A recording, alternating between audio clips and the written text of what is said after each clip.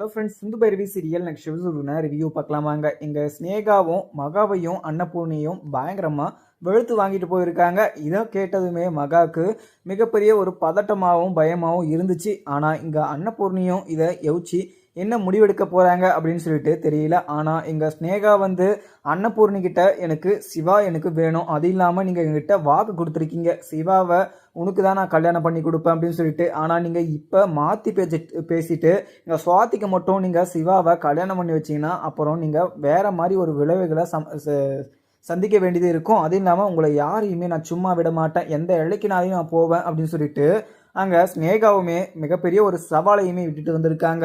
இதை கேட்ட அங்கே மகாவும் அன்னபூர்ணியும் உறைஞ்சி போய் உக்காந்துருக்காங்கன்னே சொல்லலாம். ஏன்னா இங்கே அன்னபூர்ணியுமே எல்லாருக்கிட்டையுமே நான் சொல்கிறது தான் எல்லாருமே கேட்கணும் அப்படின்ற மாதிரிலாம் சொல்லிட்டு இருப்பாங்க. ஆனால் அன்னபூர்ணி கொடுத்த வாக்கவே மீறிட்டாங்க அப்படின்னு சொல்லிட்டு இங்கே ஸ்னேகா கேட்குறது ஒரு வகையில் சரியாக தான் படுது. ஏன்னா அங்கே அன்னைக்கு இப்போ என்ன தோணுதோ அதை வந்து வாக்காக கொடுத்துட்டு வந்துடுறாங்க. ஆனால் அது அப்போ கொடுக்குற வாக்கை அப்போவே மறந்துடுறாங்க போல் இங்கே அன்னபூரணி. ஆனால் இங்கே ஸ்னேகாவுக்கு வந்து ஒரு வாக்கு கொடுத்தாங்க. ஆமாம், வாக்கு கொடுத்தது ஓகே, அந்த ஒரு வாக்கை நம்ம நிறைவேற்றணும், நான் சொன்னால் எல்லாரையும் கேட்கணும், அது கடைசி வரைக்கும் கரெக்டாக தான் இருக்கும் நான் எடுத்த முடிவு அப்படின்னு சொல்லிட்டு இங்கே அன்னபூர்ணி சொல்கிறாங்க. ஓகே தான்ப்பா, ஏன்னா இங்கே ஸ்னேகா கேட்குறது கரெக்டான ஒரு கேள்வி தானே. எனக்கு நீங்கள் அந்த மனமேலில் எனக்கு ஒரு வாக்கு கொடுத்தீங்க, சிவாவை உனக்கு நான் கல்யாணம் பண்ணி வைக்கிறேன் அப்படின்னு சொல்லிட்டு.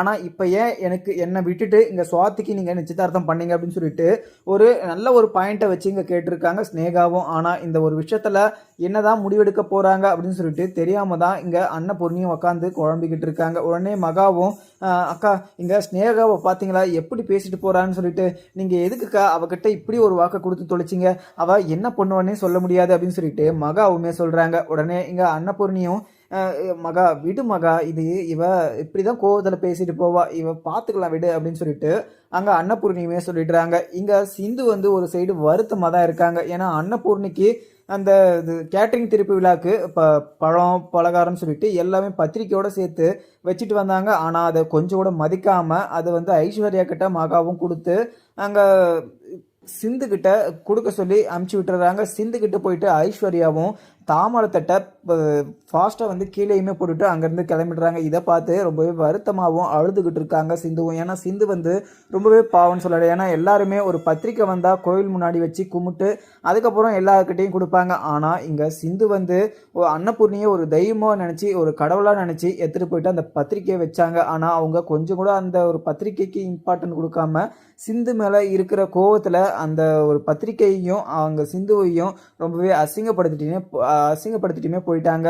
அதுக்கப்புறம் இங்கே வெளியே நின்றுக்கிட்டு இருந்த பார்த்த சிவாவுமே ரொம்பவே வருத்தமாகவும், சிந்து எதுக்காக அழுதுகிட்டு இருக்க, இங்கே அன்னபூர்ணி பெரியம்மா வந்து உன் மேலே கோவமாக இருக்கிறதுனால தான் இப்படி எல்லாம் பண்ணிக்கிட்டு இருக்காங்க, நீ எதுக்குமே கவலைப்படாத, எல்லாமே கூடிய சீக்கிரம் சரியாயிடும். அதே மாதிரி நாளைக்கு கேட்ரிங் திருப்பி விழாக்கு அன்னபூர்ணி பெரியம்மாவை கூட்டிகிட்டு வர்றது என்னோட பொறுப்பு. ஏன்னா அன்னபூர்ணி பெரியம்மா நீ கூட்டுமே வரலன்னு சொன்னதில் நீ வருத்தப்படாத, ஏன்னா நாளைக்கு கண்டிப்பாக வருவாங்க அப்படின்னு சொல்லிட்டு சமாதானப்படுத்துகிறாங்க இங்கே சிந்துவையும். சிவா உடனே இங்கே இது சிந்து பார்த்து இங்கே சிவாவை டாக்டர் எனக்கு ரொம்பவே கஷ்டமாக இருக்குது, ஏன்னா நான் கடவுளை நினச்சி அவங்கள அன்னபூர்ணி அத்தையை பார்த்து அந்த பத்திரிக்கையை வச்சா, ஆனால் அவங்க இப்படி அசிங்கப்படுத்துவாங்கன்னு சொல்லிட்டு நான் நினச்சி கூட பார்க்கல. ஏன்னா கடவுளுக்கும் மேலே நான் நினச்சிக்கிட்டு இருக்கேன் அன்னபூர்ணி அத்தையை, ஆனால் அன்னபூர்ணி அத்தை என் மேலே கொஞ்சம் கூட பாசமே காமிக்க மாக்கிறாங்க அப்படின்னு சொல்லிட்டு இங்கே சிந்துவுமே சொல்கிறாங்க. உடனே சிவாவும் சிந்து நான் சொல்கிறத மட்டும் கேளு, ஏன்னா அன்னபூர்ணி பெரியம்மா வந்து உன் மேலே கோவமாக இருக்கிறதுனால இப்படிலாம் பண்ணிக்கிட்டு இருக்காங்க, நீ இதுக்கு மேலே அன்னபூர்ணி பெரியம்மாவை பார்த்து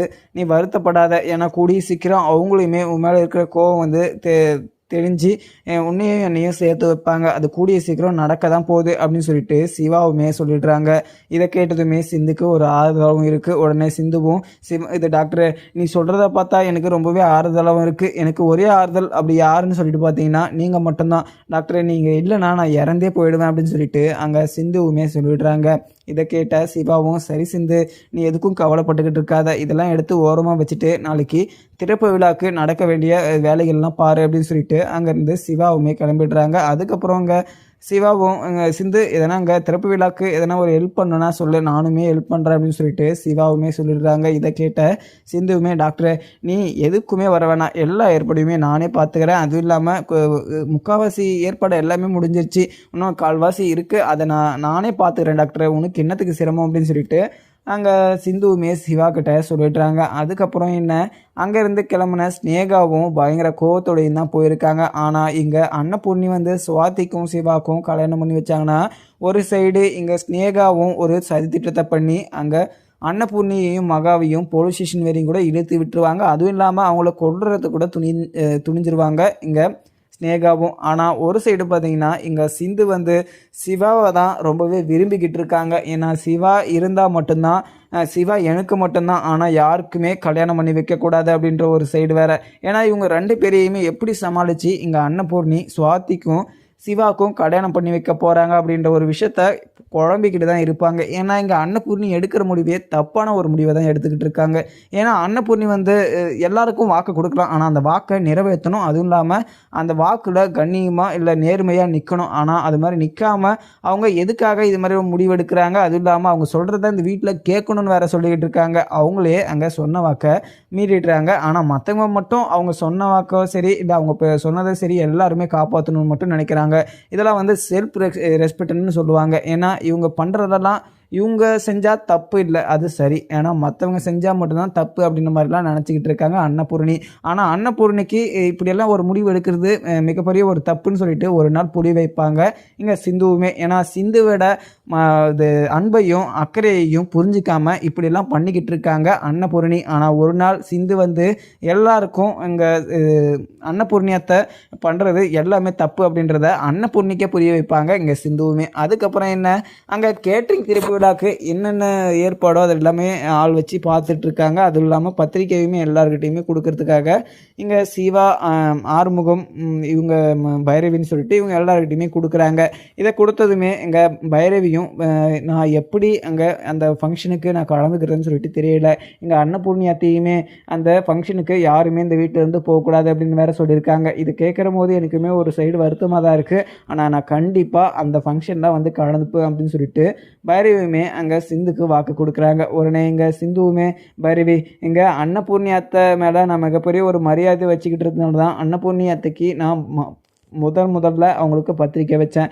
ஆனால் அவங்க என் மேலே இருக்கிற கோவத்தில் அந்த பத்திரிக்கையை என்ன ஏதுன்னு சொல்லிட்டு பார்க்காமலே போயிட்டாங்க. ஆனால் எனக்கு கொஞ்சம் வருத்தம் இருந்தாலையும் டாக்டரே என் மேலே வச்சுக்கிட்டு இருக்க பாசத்தினால இங்கே அன்னபூர்ணியத்தையை கூட்டிகிட்டு வரேன் அப்படின்ற மாதிரியுமே சொல்லியிருக்காங்க.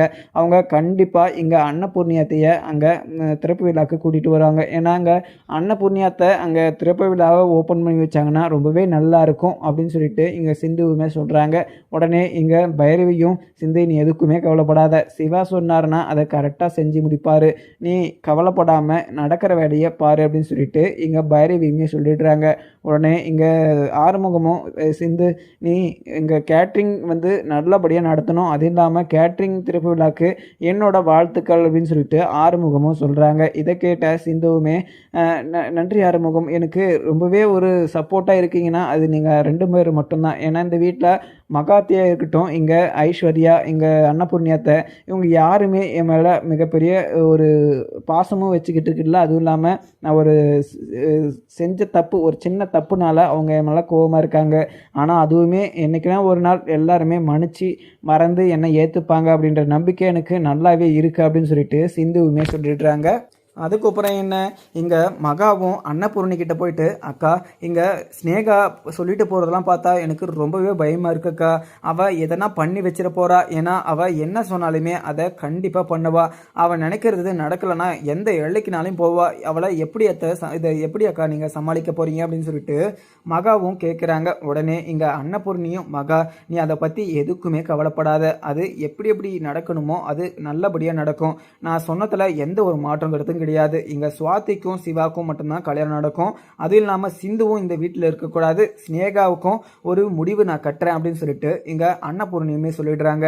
உடனே எங்கள் மகாவும், அக்கா நீங்கள் எதை எடுத்தாலுமே நல்ல ஒரு முடிவை தான் எடுப்பீங்க அப்படின்னு சொல்லிட்டு எனக்கு நல்லாவே தெரியும், ஆனால் ஸ்னேகாவை நினச்சாதான் எனக்கு ரொம்பவே பயமாக இருக்குது, ஏன்னா இங்கே சிந்துனா கூட நம்ம ஏதோ ஒன்று சமாளித்து அவளை இந்த வீட்டில் இருந்து துரத்திடலாம், ஏன்னா அவள் மிகப்பெரிய ஒரு தப்பு பண்ணியிருக்கா, அப்படி ஒரு ஃப்ராடிக்காரியாக இந்த வீட்டில் வச்சுக்கிட்டு இருக்க நினைக்கும் போது எனக்குமே ரொம்பவே கஷ்டமாக இருக்குது, சிந்து இங்கே பிரச்சனையே கிடையாது. ஆனால் இங்கே ஸ்னேகா தான் எனக்கு பிரச்சனை.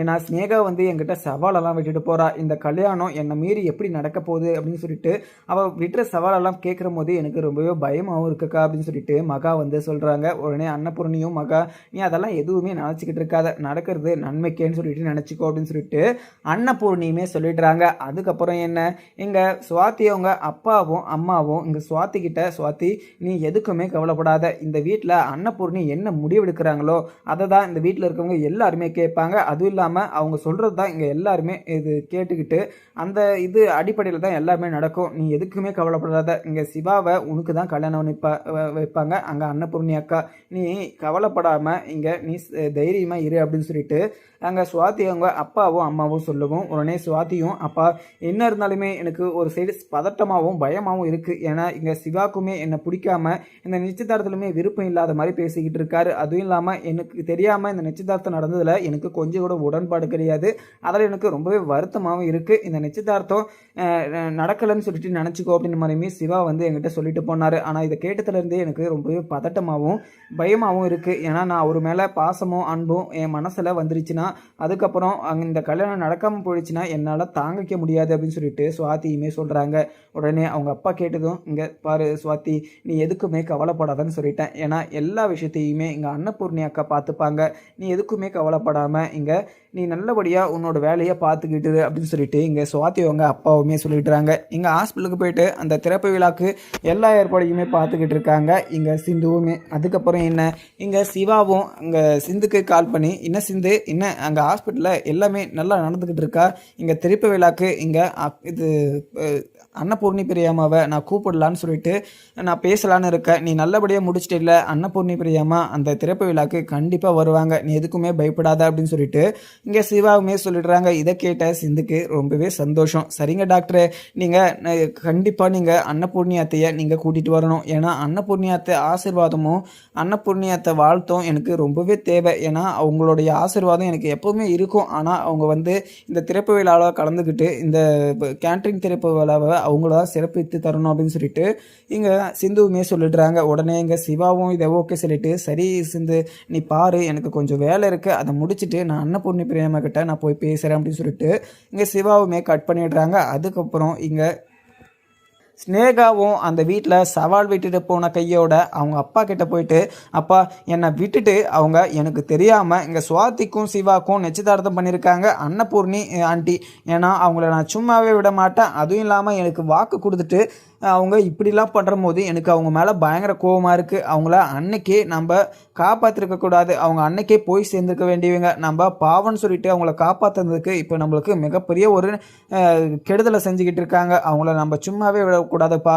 இப்போ என்னை மீறி அவங்க எப்படி இந்த கல்யாணத்தை பண்ணுறாங்கன்னு சொல்லிட்டு நானும் பார்க்குறேன். ஏன்னா இங்கே சிந்து வந்து எனக்கு தெரியாமலே இங்கே என்னை ஏமாற்றிட்டு அங்கே சிவாவை கல்யாணம் பண்ணிக்கிட்டா. ஏன்னா இப்போ சிவாவுமே அங்கே சிந்து மேலே ரொம்பவே கோபமாக தான் இருந்தான், அதுவும் இல்லாமல் விருப்பம் இல்லாமல் தான் இருந்தான். ஆனால் இப்போ சிவாக்கு எப்படி சமாதானம் சொல்லி அங்கே சுவாத்தியை கல்யாணம் பண்ணி வைக்க போகிறாங்கன்னு சொல்லிட்டு நானும் பார்க்குறேன் அப்படின்ற மாதிரியுமே அங்கே ஸ்னேகாவுமே யோசிச்சுக்கிட்டு இருக்காங்க.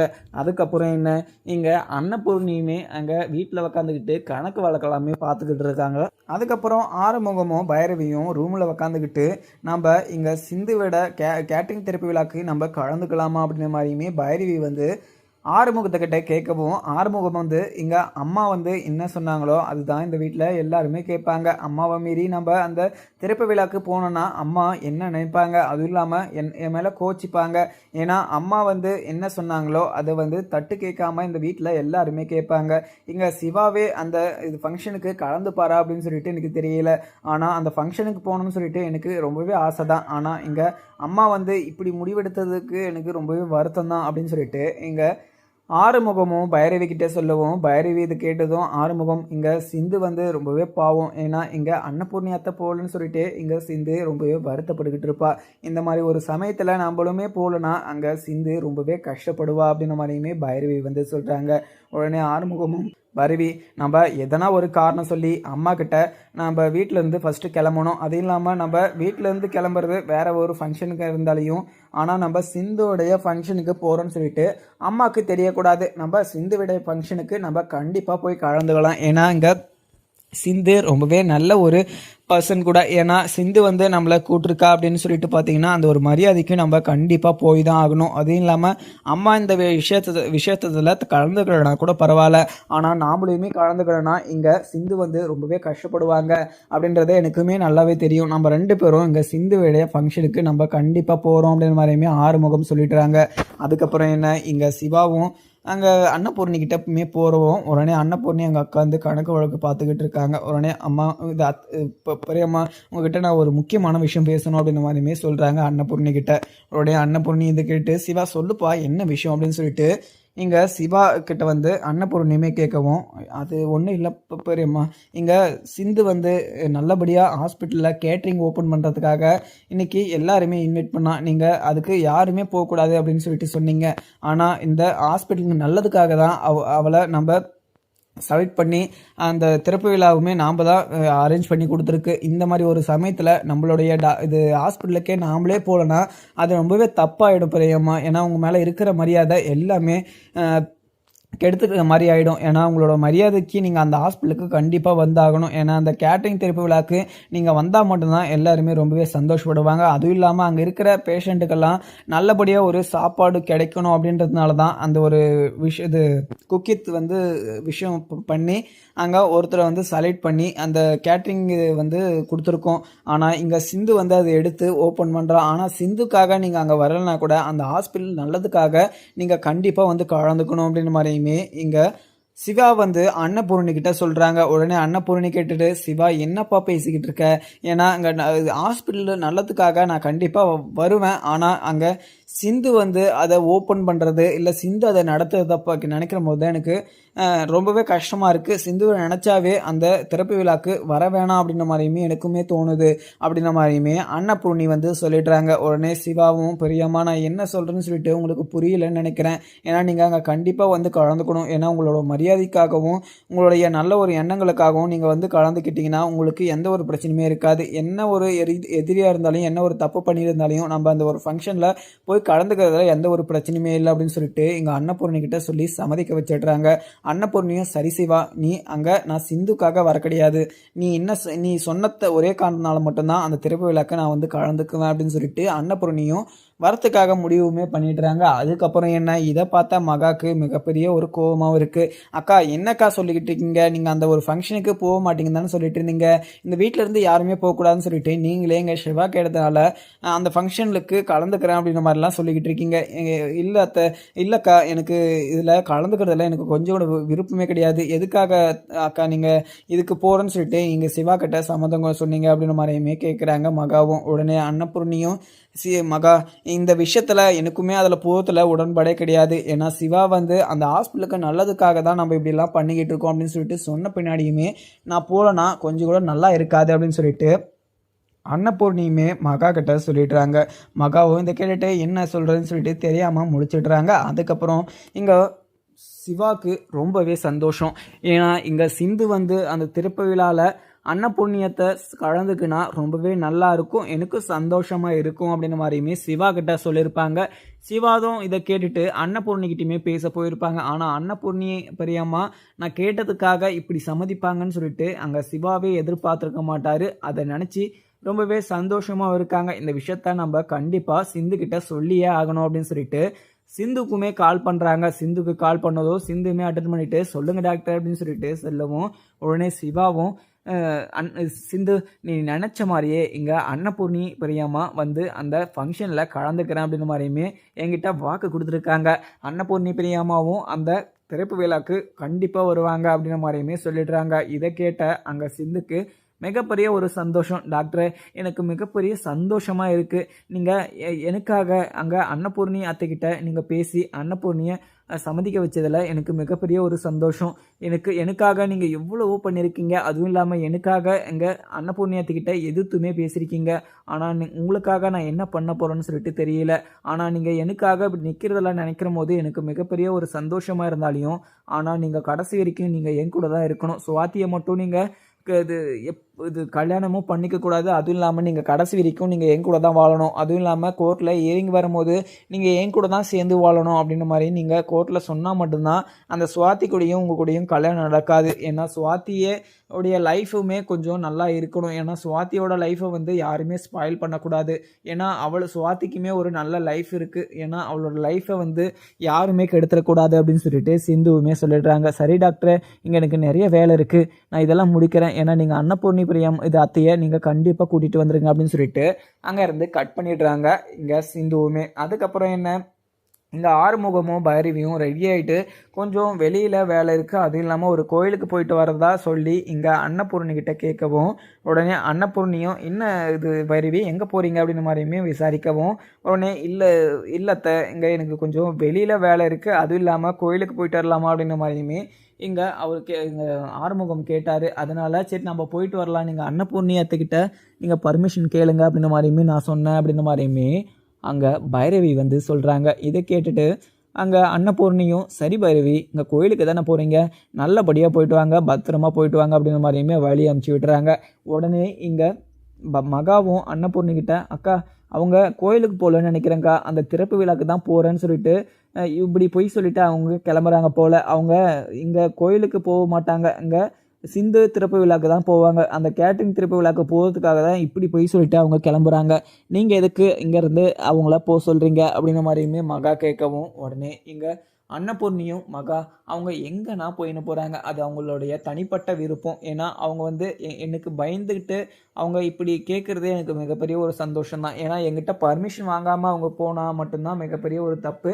ஏன்னா எங்கிட்ட கேட்டுட்டு தான் அவங்க போகிறாங்க. இதில் எனக்கு எந்த ஒரு பிரச்சனையும் இல்லை. ஏன்னா அவங்களுக்கு இதில் விருப்பம் இருக்குது, அங்கே போகணுன்னு சொல்லிட்டு நினைக்கிறாங்க, அவங்க போட்டோம், அதில் எந்த ஒரு பிரச்சனையுமே இல்லை. அதுவும் இல்லாமல் இந்த ஒரு விஷயத்தில் என்ன இருக்குது, நீ எதுக்காக நீ இப்படியெல்லாம் பண்ணிக்கிட்டு இருக்க அப்படின்ற மாதிரியுமே அங்கே அன்னபூர்ணி வந்து மகா கிட்ட கேட்கவும், மகாவும் அக்கா நீங்கள் பண்ணுறது எனக்கு கொஞ்சம் கூட பிடிக்கல, அதுவும் இல்லாமல் கொஞ்ச நேரம் என்ன தான் இங்கே ஸ்னேகா வந்து இப்படியெல்லாம் சவால் விட்டுட்டு போனால் சுவாதிக்கும் சிவாக்கும் நீங்கள் எப்படி கல்யாணத்தை பண்ணி வைக்க போகிறீங்கன்னு சொல்லிட்டு நானும் பார்க்குறேன். அப்படி நீங்கள் கல்யாணத்தை எப்படி பண்ணாலுமே உங்களை நான் சும்மா என்னோட வாழ்க்கைக்கு நீங்கள் ஒரு பதில் சொல்லியே ஆகணும் அப்படின்ற மாதிரிலாம் சவால் விட்டுட்டு போனால், நீங்கள் அதை யோசிச்சு கூட நீங்கள் இப்படியெல்லாம் முடிவெடுக்கிறதுன்னு சொல்லிட்டு நினைக்கிற போது எனக்கு ரொம்பவே கஷ்டமாக இருக்குக்கா அப்படின்ற மாதிரியுமே சொல்கிறாங்க.